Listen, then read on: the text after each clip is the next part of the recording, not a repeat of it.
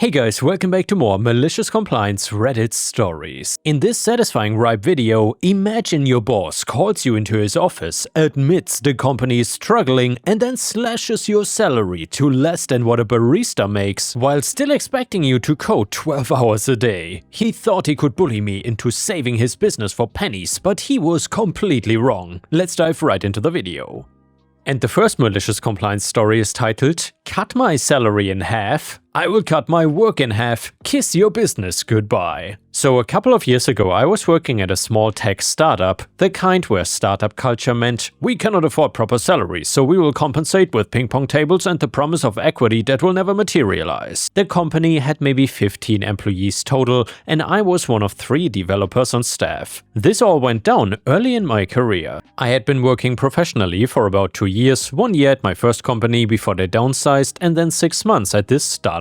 I was not a senior developer or anything, but I knew enough to be useful and could work independently on most tasks. My boss, let's call him Carl, had landed this massive contract with a client who needed a complex inventory management system built from scratch. The project was ambitious, the timeline was tight, and Carl had massively underbid to win the contract. His solution to the unrealistic timeline? Have me work 80-hour weeks while paying me $55,000 a year. For context, that's roughly $26 an hour if you calculate it based on a standard 40-hour work week, but with the hours I was actually working, it was more like $13 an hour.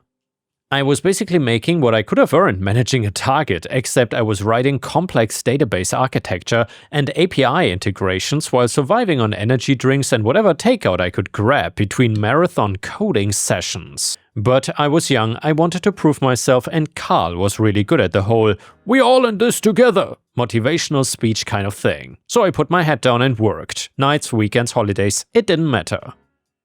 I told myself it would be worth it when the project launched and the company took off, but then, about 6 months into this whole project, Carl called me into his office. "So I've been looking at the numbers," he said, not quite making eye contact with me, "and we need to make some budget adjustments." I felt my stomach drop. I knew what was coming. "The contract with the client is not generating the revenue we projected at this stage, and we've got some cash flow issues.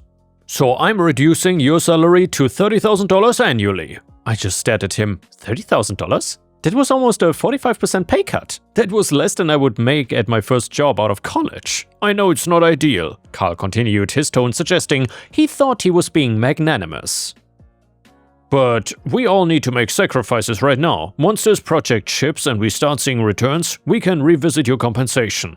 "Carl, I cannot live on $30,000 a year. My rent alone is—" "Then maybe you need to find a cheaper apartment or get a roommate." He shrugged. "Look, if you're not willing to be flexible during tough times, maybe you should think about whether this is the right place for you." I left that meeting feeling like I'd been punched in the gut. But more than that, I was angry. Carl had just cut my salary in half basically, while expecting me to continue working myself to death on a project that only existed because he had underbid and overpromised. That night I sat down and did some math. $30,000 a year divided by 52 weeks divided by 40 hours a week, that came to about $14.42 an hour, less than I would make as a barista at Starbucks. But then I had a thought. Carl had said that he needed me to finish the project. He had also said if I was not willing to be flexible, maybe I should think about whether this was the right place for me. He had cut my salary in half but had not changed my responsibilities. So I decided to give him exactly what he was paying for. The salary cut happened in early March, the project deadline was end of May, about 12 weeks away. The next morning I came in at 9 and started working. But when 5 o'clock rolled around, I saved my work, logged out, and went home.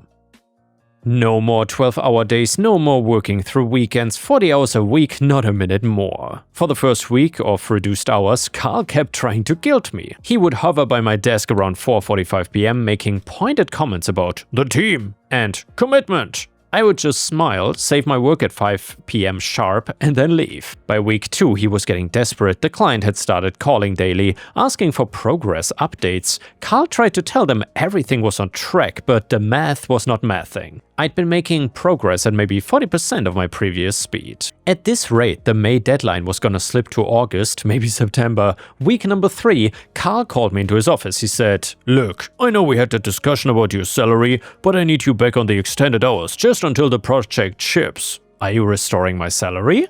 "Well, no, but..." "Well, then no." His face went purple. "You're being incredibly selfish right now. The project is critical for the company." "And my rent is critical for me. I'm giving you exactly 40 hours a week of work, which is what my contract says. If you want more, we can discuss a raise." He didn't bring it up again, but the passive-aggressive comments intensified.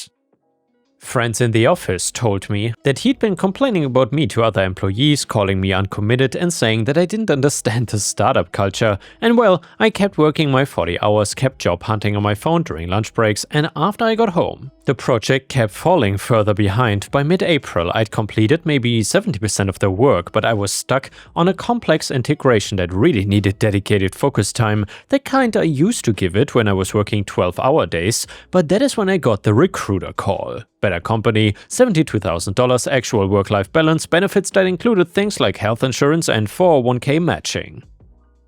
The interview process took 3 weeks because they were thorough, but they made me an offer in early May. I did the math. The project deadline was May 28th. I'd be starting my new job on June 2nd. That gave me about 3 weeks to finish 30% of the project while working 40-hour weeks. It was mathematically impossible. I knew it, Carl knew it, though he was still in denial, but I no longer cared. I walked into the office on a Tuesday morning 3 weeks before the deadline and dropped my resignation letter on Carl's desk. 2 weeks notice, professional and polite. Carl's face went from confused to panicked in about 3 seconds. "You cannot just leave us like that. What about the project? You're the only one who understands the code. You told me to think about whether this was the right place for me if I was not willing to be flexible. And I did exactly what you said." I thought about it and I found a better opportunity. "But the deadline is in 3 weeks, the client is gonna destroy us." Well, that sounds like something you should have considered before cutting my pay in half and expecting me to keep working 80-hour weeks. "I'll restore your salary, I'll give you a raise." "I've already accepted another position." "Then at least stay through the deadline, I'll pay you." "My notice period is 2 weeks. After that, I'm done." Carl tried everything during those 2 weeks: guilt trips, promises of equity, threats about professional reputation, even attempts to get other employees to pressure me. But well, nothing worked. I showed up, worked my 40 hours a week, did my job adequately but not exceptionally, and on my last day I handed over what I had completed, provided the login credentials and left. I did not stick around for a goodbye party, there wasn't one anyway. Here's what happened after I left. According to Christy, one of the other developers who I'd stayed in touch with, Carl tried to finish the project himself. The problem was Carl had not written code in years, and when he had, it was basic website stuff. He was looking at a complex system with multiple integrations, custom algorithms, and about 3 months of work that might as well have been written in ancient Greek for all he understood it. He brought in a contractor, but the contractor took one look at the code base and quoted him $60,000 and 8 weeks to finish and test everything properly. Carl tried to negotiate, but the contractor walked away. The deadline came and went with the project maybe 75% complete and completely untested. The client was furious. They'd been making promises to their own stakeholders based on Carl's assurances that everything was on track. Carl begged for an extension. The client gave him 2 weeks and made it clear this was his last chance. He hired another contractor, cheaper this time, and that contractor introduced 3 critical bugs in the first week and disappeared without finishing anything. Carl was now in a worse position than when I had left, and the client pulled the contract entirely. Not only did they refuse to pay the remaining balance, but they sued for a breach of contract. The initial contract was worth $180,000, but they were going after way more than that. According to Christie, their lawyers claimed over $400,000 in consequential damages, missed production deadlines, penalty payments to their own clients, and lost business opportunities. Carl's business insurance only covered up to $100,000, and apparently there was some clause about willful failure to perform that the insurance company was trying to use to deny coverage entirely. The lawsuit dragged on for months, and Carl tried to settle early for the contract amount plus maybe $50,000, but the client was not interested in settling. They wanted blood. Their legal team had clearly decided that making an example would be worth more than whatever settlement Carl could scrape together. The legal fees alone were killing Carl. Christy told me he had gone through 3 different lawyers because he couldn't afford to keep paying their retainers. Meanwhile, word got around to Carl's other clients about the failed project and the lawsuit. 2 of them pulled their contracts to reevaluate their vendor relationships. Another one let their contract expire and didn't renew. The company went from struggling to dying. Carl laid off half the staff, then half again. Christy jumped ship about 4 months after I left. The office closed 6 months after I left, and the lawsuit eventually settled for an amount that wiped out Carl. I don't know the exact figure, but Christy heard it was somewhere around $200,000 plus legal fees. About 3 months after the company closed, I got an email from Carl. He had sent it from a Gmail account to my work mail, which he must have found on LinkedIn or something, and the subject line was, "Thanks for nothing." The email itself was this rambling 3-paragraph rant about how I had abandoned the team, how I had sabotaged the project by leaving at a critical time, and how if I just stuck it out for a few more months, everything would have been fine. He ended it with something like, "I hope you're happy with yourself, and you destroyed people's livelihoods." I read it once, considered responding, but then just deleted it. Carl had destroyed his own company through his own decisions. I just stopped enabling him. He made his choice when he told me to think about whether I wanted to be there. He made his choice when he refused to restore my pay. Even as the deadline loomed, I just gave him exactly what he paid for. And that was 40 hours a week of adequate work at $14.42 an hour. He wanted me to sacrifice my financial stability for his business, and when I declined, he lost everything. And the next one is a kind of wholesome, super interesting story posted by user KWNBYGod, and it is titled Odd Behavior from Old Woman Neighbor. So my neighbor is strange, and she's doing strange things that I need some suggestions for. She is old, lives alone, and has a dog that she takes everywhere. She walks her dog multiple times per day, lets her dog go to the bathroom in my yard. Sometimes she picks it up, sometimes she doesn't. I really don't think too much of it because I like to try and keep the peace. But last year she took spray paint and made circles around other dogs' poop on my lawn. Literally just circled them with paint. It irked me, but I just let it slide. Well, she just did it again though, sometime within the past day or so. White spray paint around some dog poop. I'd rather not confront her personally, because if I did, I would 100% video it so she cannot accuse me of harassing her. I was thinking about putting a sign on my lawn saying something like, "Don't make spray paint circles around any dog poop," but I'm not sure. What would you do in this situation? And yeah guys, let me know what you would do in this situation if you were confronted with a neighbor like this. Also, this story has several updates, so please be sure to stick until the end. Comment number 1 said, "OP, you are a whole lot more mellow about this than I would be, and I'm a somewhat old lady. Nicely ask her why she's doing this, but bring a witness with you and surreptitiously video the interaction. She might have dementia and your video might help establish that she needs intervention someday." Comment number 2, you can ask her without being confrontational. Just say, "Why are you spray painting circles around dog poop on my lawn?"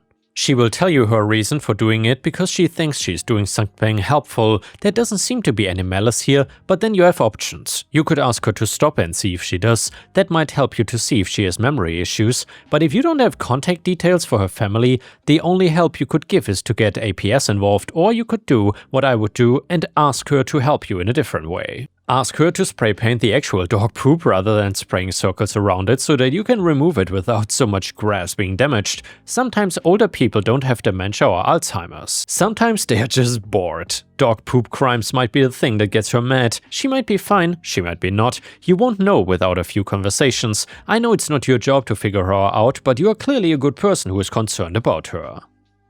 Update number 1, I am beside myself guys, so after the whole ordeal with the old woman spray painting the poop on my grass, I have to deal with this. When I moved into my house, the previous owner was a semi-hoarder. The basement had a bunch of junk in it, and slowly I've been clearing it out. Not in a huge rush because I don't use the basement, so out of sight, out of mind. But well, this past weekend I put a small pile of old wood, a cart and misc items by the road for my guy to come pick up. He did not end up coming and had to reschedule, so the city police call me and ask me if it is my pile. Super nice officer that I spoke with last time about the spray painting, and he had my number from then. I told him my guy was supposed to have gotten it already and is coming soon, etc. He says okay, no problem. I asked if he had received a complaint, and of course he did, from you know who. I seriously think this lady has it in for me and is looking for anything to just start trouble. I'm thinking of getting signs for my yard. I don't know what to do, and I don't think talking to her anymore is gonna help. I'm not a trashy person and I don't keep trash in my yard. I was literally clearing out the basement and it was supposed to have already been picked up. I know the obvious answer is just to not leave trash out, but it's just what happened.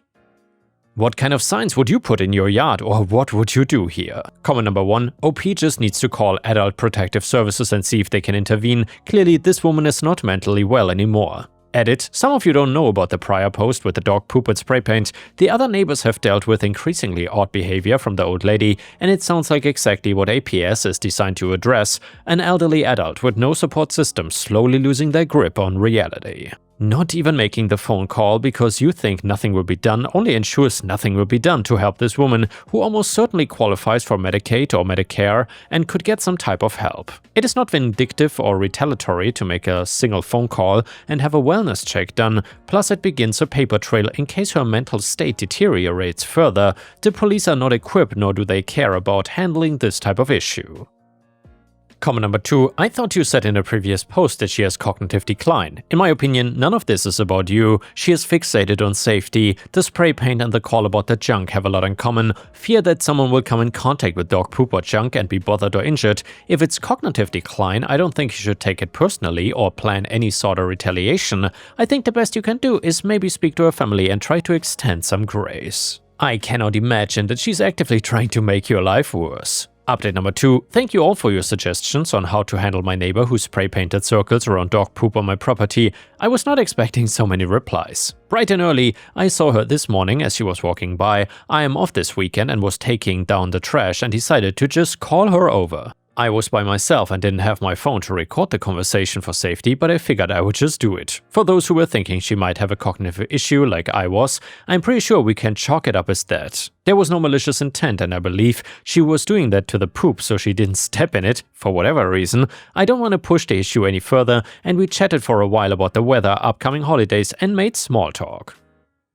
I'm gonna make it a point to go out of my way to be a bit more friendly when I see her now and hope that she maybe just won't do it in the future. If I happen to see any more poop by the road, I will have someone here go pick it up. I really don't know if it's from her dog or a random stray, but either way, I'd like to keep my yard clean. Update number 3. So I, along with my wife, son and 2 daughters, walked over to my elderly neighbor's house with some cookies this evening.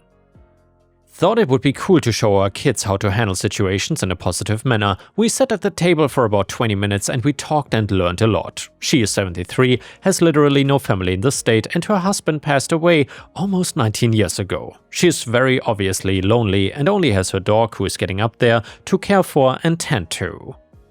She walks the dog 3 to 4 times per day and brings it to the park in town a few times a week. Now, the question everyone's wondering, including us, why the spray painted circles? Well, she said it was so she and the kids didn't step in it. In her heart, she was doing a good thing. We said thank you for your concern and that we'll make sure to keep an eye out. In reality, we will just make sure if we see something, we will scoop it. Anyway, we made a new friend, I think, and are planning on stopping by for Thanksgiving with a dish and again at Christmas. She was actually a very nice lady who was just sad, and yes, we left our number with her and told her if she needs anything to give us a call. Thank you again to all those who were following along. And yeah guys, let me know in the comments if you enjoy these more positive, wholesome stories, because I think it's good for some variety. And the next one is a fantastic petty revenge story that is titled "Boss always found an error with my monthly reports and cover letters, so I used her old ones and watched her rip them apart." I was telling this story the other night and was then told to post it here. So this takes place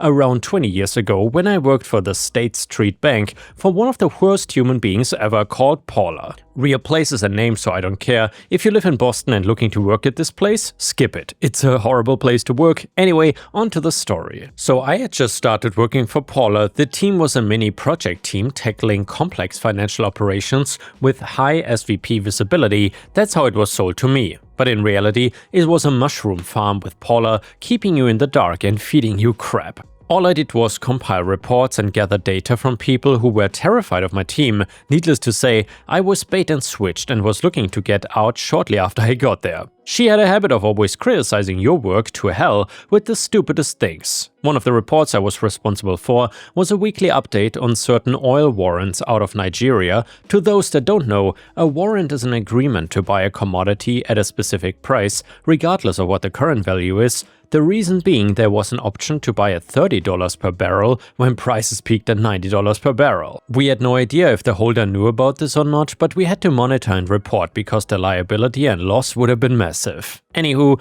week after week after week after week, Paula would review and rip me a new a-hole over the format, verbiage and every stupid thing not related to the actual numbers being right. Total tic-tac stuff. One day I was going through the network files and stumbled across an old folder for a similar project. It was Paula's handiwork before they gave her a team to manage, so I decided to use her format for everything, even changing the report structure to look just like hers and using her cover letter language. I brought it to her office to review and sign off, and she absolutely lost her crap. She asked what happened to the old format, and I told her, since she didn't seem to like what I'd been doing, I thought it's best to change it around. She said that this was worse than before, probably the worst I submitted to her. She went on and on for what seemed like forever. I just looked at her and didn't interrupt with a blank look. Her last question to me was what I was thinking when I made these changes. I told her that I used the formatting and language she used when she was doing a similar report a few years back, and that I found the folder online and used her past work verbatim,